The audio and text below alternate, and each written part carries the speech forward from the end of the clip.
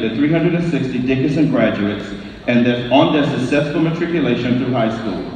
You have reached the point you've all waited for, where you have adorned your caps and gowns and you're sitting here before your families to receive the final proverbial nod from your soon-to-be alma mater as you venture into the world to pursue your own dreams and ambitions. Yes, you have made it, but before we, as my grandmother used to say, turn you loose, I would like to take a few moments to encourage you as you enter this race called life. In many ways, we share several commonalities.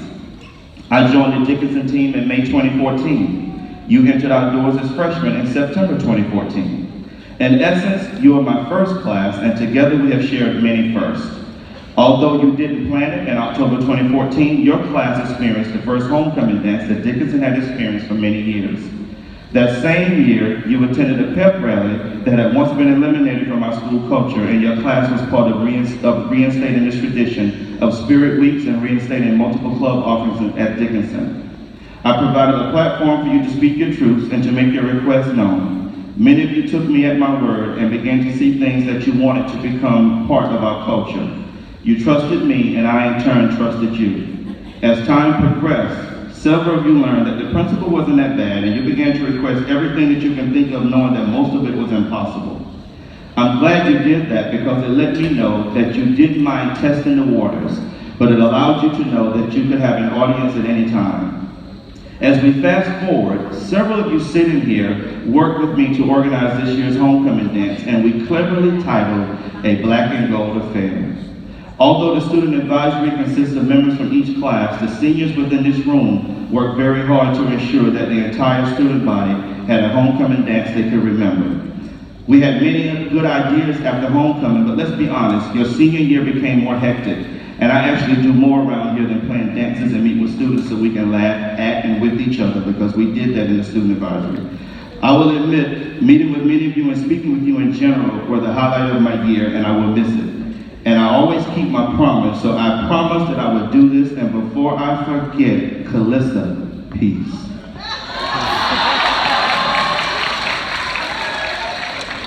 If I had but one piece of advice for you, I would encourage you to listen more to your inner voice that corrects you when you're wrong, encourage you whenever you feel a little down, and cheers you on when you have achieved a goal. It is that small inner voice that guides us towards the right decisions and the perfect timing needed to see our dreams become reality.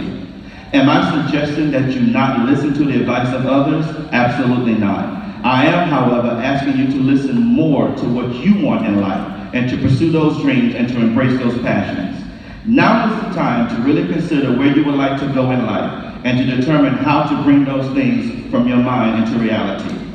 I encourage you to allow your words to reflect your integrity, because your integrity will open doors when a degree fails to afford you an interview or an opportunity.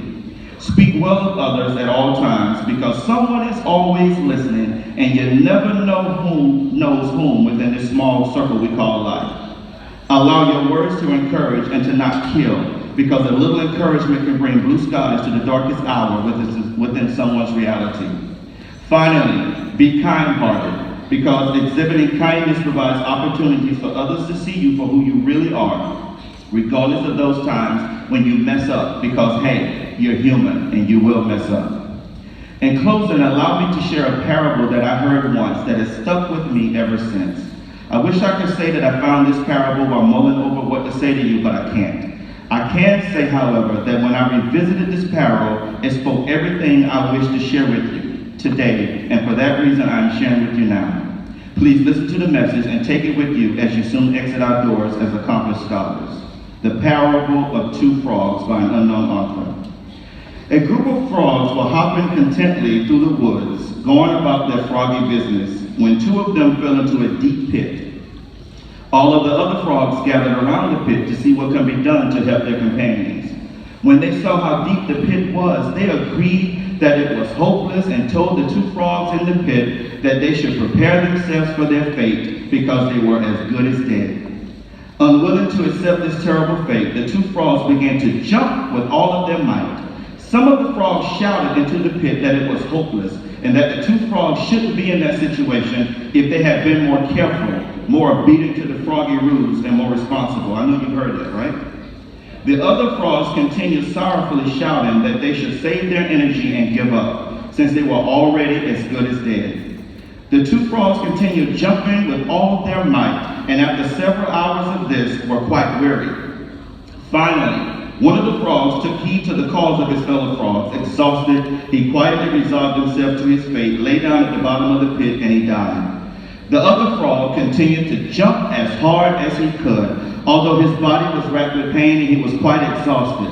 Once again, his companions, no, his friends, they began yelling for him to accept his fate, stop the pain, and just die.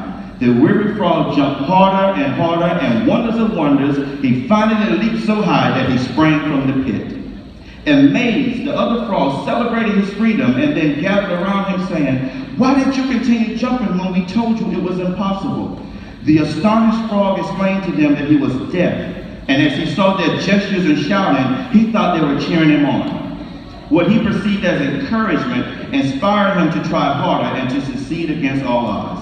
This simple story contains a powerful lesson. The book of Proverbs says that there's death and life in the power of the tongue. Your encouraging words can lift someone up and help them make it through the day. Your disruptive words can cause deep wounds that may be the weapons that destroy someone's desire to continue trying or even their life. Your disruptive, careless words can diminish someone in the eyes of others, destroy their influence, and have a lasting impact on the way others responded. Be careful with your space. Speak life to and about those who cross your path. There is enormous power in your words.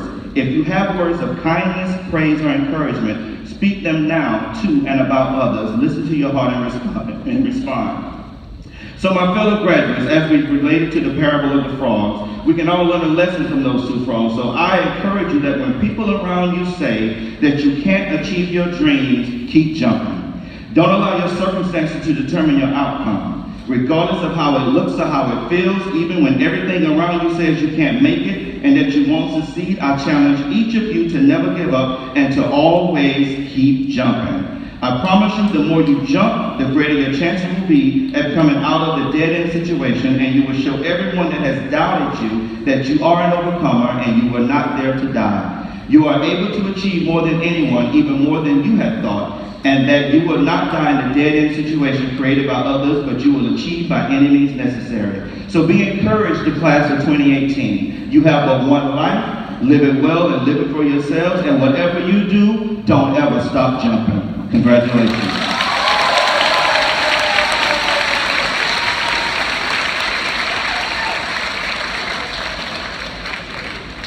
Would the class of 2018 please stand? Come on, let's cheer. The class of 2018.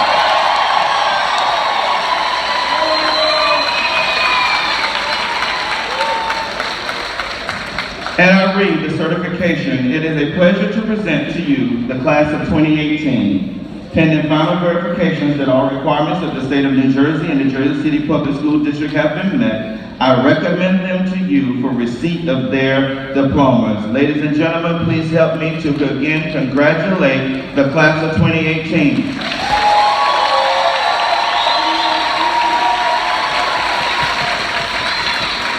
We will now begin the presentation of the diploma covers. I'm going to ask everyone on the stage to please rise. Seniors, follow the directions that were provided to you when you practice.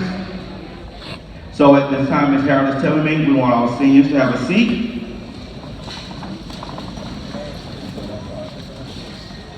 Okay.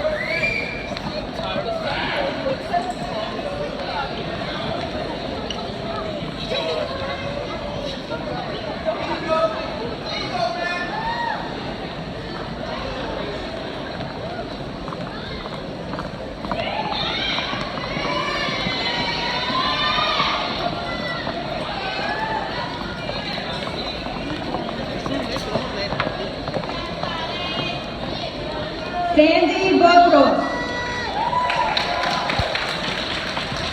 Ahmed Abdelkader, Fawad Abdurabu,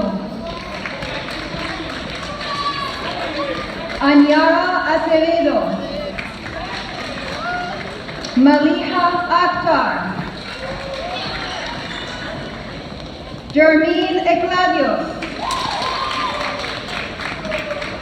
Jude El-Said, Nelson Alejo, Hussein Ali, Muhammad Ali, Zainab Ali, Nicole Alvarado, Sarah Anwar, Pedro Arauz, Asma Ashraf, Faizan Aslim, Kazim Anton, Taiba Adam, Melanie Avila,